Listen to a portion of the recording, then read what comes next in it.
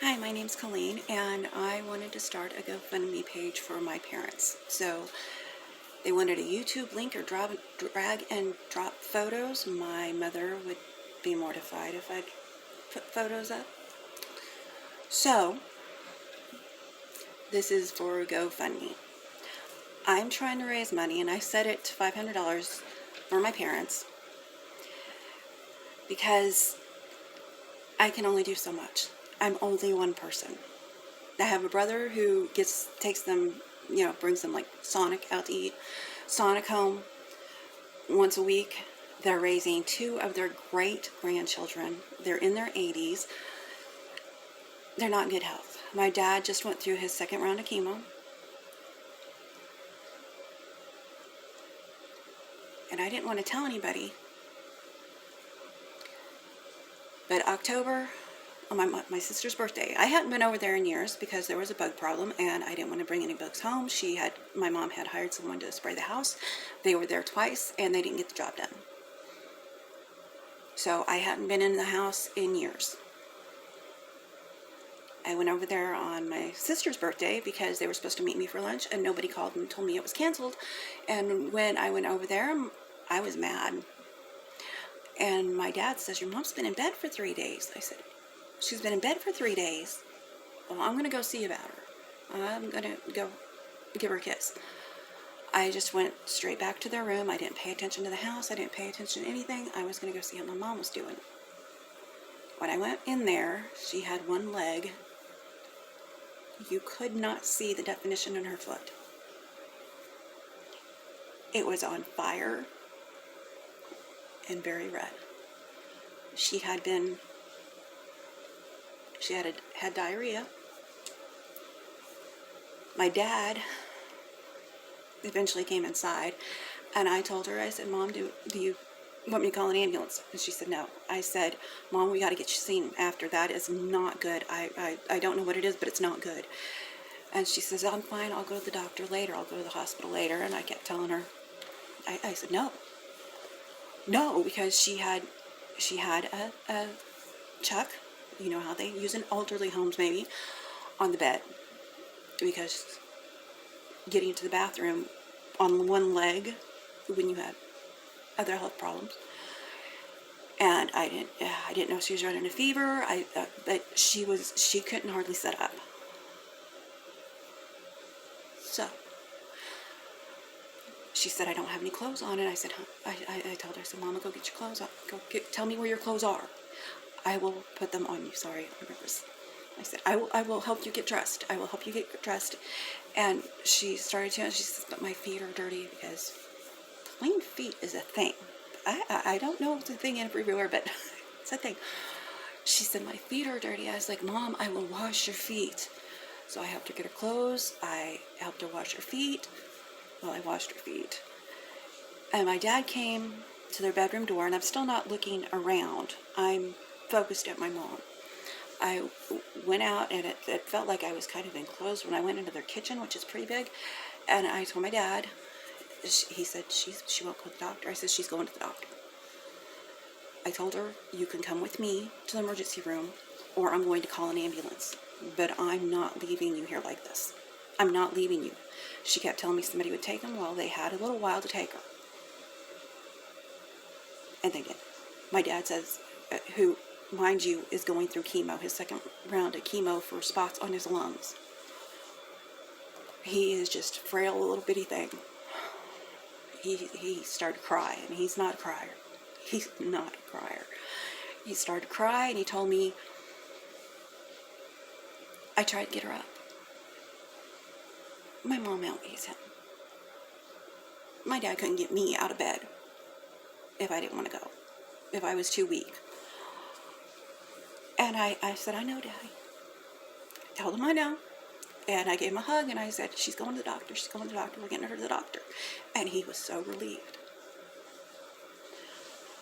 So I spent all that day at the emergency room. Doctors came in and out. She had a couple of very bad infections. She was literally laying there dying.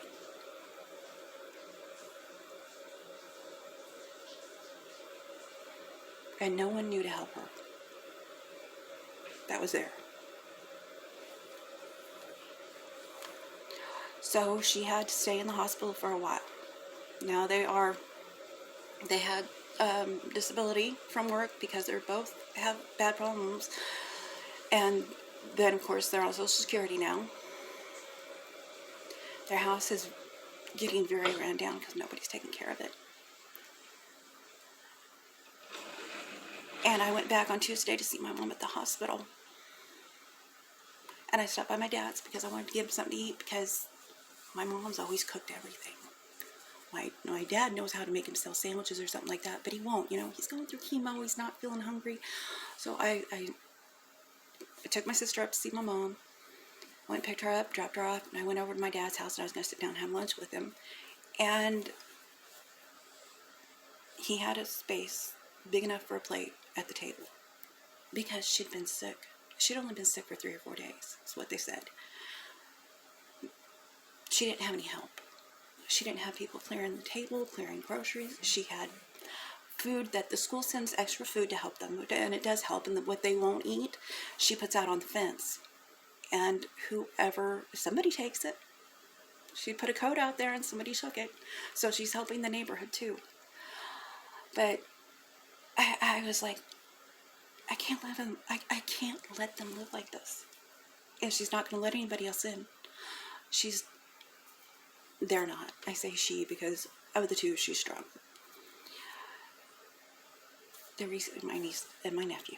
And I have went over there. I have gotten a bar to put in their laundry room because she needed the bar lower.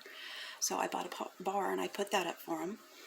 I lowered the bar in their bedroom closet, and I added shelves in there so she would have somewhere to put them because it's lack of space to put stuff. She needs shelves. I say she, but it's wrong. I have been getting baskets little by little to put stuff in. I have been decluttering like crazy. I have been scrubbing floors on my hands and knees and getting it sanitary in there because they walk barefoot in the house. It's what we do. But so I've been scrubbing the worst parts, and I haven't even got to the center of the floor yet. But I move the furniture away and I scrub it. I spray it with bug spray. We have boric acid I put down. One of my cousins, I love my cousins to death. One of my cousins said maybe we can get somebody together and get your mom and mate to come in for a day. And I was like, she wouldn't let anybody in. She's not going to let anybody in. She's not going to let anybody go through her stuff. She'll say, I'll look at it later. It's not that they don't want to. It's they're in their 80s. They are raising 2 rambunctious kids, doing their best to keep them healthy, fed, and clean. And I want to help. If I could get a couple cube organizers with some baskets, I think that could be a big help for my mom. I've got some places, and she has tons of books I have to go through, but I've been doing this since October. Every Saturday I go over there for 6 hours, and if you know me, you know I'm not in good health. But I'm all she's got. And I can't work. My husband works, and he works very hard to support us. Very good. I've been trying to think of ways to get some help. So, yeah, I'm embarrassed. I'm embarrassed for myself, not for my mom. Her and my dad are in their 80s, and they're disabled. And they just need a little help. I would love to buy a couple gallons of milk for them every week. I don't have the means. So I thought I'd do a GoFundMe. If it raises money, it raises money. If it doesn't, I have tried everything. I was going to go down to plasma, but my husband's afraid it's going to kill me because of what it depletes me so badly. I can't function for a couple days. And when I come home from my parents' house, I'm in bed for 2 days. I'm laying on the couch, and I muscle relaxer and a pain pill, and I can't move. But it's worth it because they need help. Thank you. Have a great night, and if you can help, great. If you can't, I totally get it. Please don't. I don't want anybody else to be in this position. Take care, and God bless.